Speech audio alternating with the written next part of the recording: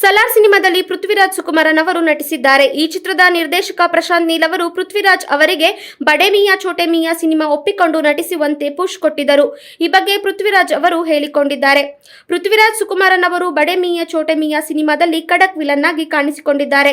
ಈ ಚಿತ್ರದ ಟ್ರೇಲರ್ ಈಗಾಗಲೇ ಗಮನ ಸೆಳೆದಿದೆ. ಅಕ್ಷಯ್ ಕುಮಾರ್ ಹಾಗೂ ಟೈಗರ್ ಶ್ರಾಫ್ ಜುಗಲ್ಬಂದಿ ನೋಡಲು ಫ್ಯಾನ್ಸ್ ಕಾದಿದ್ದಾರೆ. 7 ವರ್ಷದ ಬಳಿಕ ಪೃಥ್ವಿರಾಜ್ ಅವರು ಹಿಂದಿ ಚಿತ್ರರಂಗಕ್ಕೆ ಮರಳಿದ್ದಾರೆ. ಅವರು ಬಡೆ ಮಿಯಾ ಚೋಟೆ ಮಿಯಾ ಸಿನಿಮಾ ಒಪ್ಪಿಕೊಳ್ಳಲು ಪ್ರಶಾಂತ್ ನೀಲ್ ಕಾರಣ ಎಂದಿದ್ದಾರೆ. ಸಲಾರ್ ಸಿನಿಮಾದ ಕ್ಲೈಮ್ಯಾಕ್ಸ್ ಶೂಟಿಂಗ್ ಮಾಡಲಾಗುತ್ತಿತ್ತು. ಈ ವೇಳೆ ಅಬ್ಬಾಸ್ ಜಾಫರ್ ಹೇಳಿದ ಸ್ಕ್ರಿಪ್ಟ್ ಬಗ್ಗೆ ಪ್ರಶಾಂತ್ ನೀಲ್ ಜೊತೆ ಮಾತನಾಡುತ್ತಿದ್ದೆ. ನನಗೆ ಸಿನಿಮಾ ಆಫರ್ ಬಂದಿದೆ. ಪಾತ್ರವು ಚೆನ್ನಾಗಿದೆ. ಆದರೆ ಡೇಟ್ ಹೊಂದಾಣಿಕೆ ಆಗದ ಕಾರಣ ಸಿನಿಮಾ ಮಾಡುತ್ತಿಲ್ಲ ಎಂದು ಪ್ರಶಾಂತ್ ಬಳಿ ಹೇಳಿದ್ದೆ. ಪ್ರಶಾಂತ್ ನೀಲ್ ಜೊತೆ ಸಿನಿಮಾ ಬಗ್ಗೆ ಸ್ಕ್ರಿಪ್ಟ್ ಬಗ್ಗೆ 20 ನಿಮಿಷ ಮಾತಾಡಿದೆ. ಈ ಸಿನಿಮಾ ನೀವು ಮಾಡಲೇಬೇಕು ಎಂದು ಅವರು ಹೇಳಿದ್ದರು. ಒಂದೊಮ್ಮೆ ನಾನು ಈ ಚಿತ್ರದ ಭಾಗ ಆಗದೇ ಇದ್ದರೆ ಬಹುಶಃ ಸಿನಿಮಾ ನೋಡಿದ ಮೇಲೆ ನನಗೆ ಸಾಕಷ್ಟು ಮರುಗುತ್ತದೆ ಎಂದಿದ್ದರು ಪ್ರಶಾಂತ್.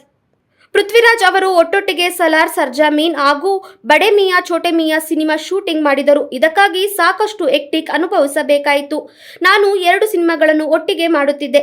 ಸಾಮಾನ್ಯವಾಗಿ ನಾನು ಹಾಗೆ ಮಾಡುವುದಿಲ್ಲ. ಮಲಯಾಳಂ ಚಿತ್ರರಂಗದಲ್ಲಿ ಆ ಸಂಪ್ರದಾಯ ಇಲ್ಲ. ನಾನು ಒಂದು ಸಿನಿಮಾ ಆರಂಭಿಸಿದರೆ ಅದು ಮುಗಿಯುವವರೆಗೆ ಅದೇ ಸಿನಿಮಾದ ಕೆಲಸದಲ್ಲಿ ಬ್ಯುಸಿಯಾಗಿರುತ್ತೇನೆ. ಎಲ್ಲರೂ ನನಗಾಗಿ ಅಡ್ಜಸ್ಟ್ ಮಾಡಿಕೊಂಡ್ರು.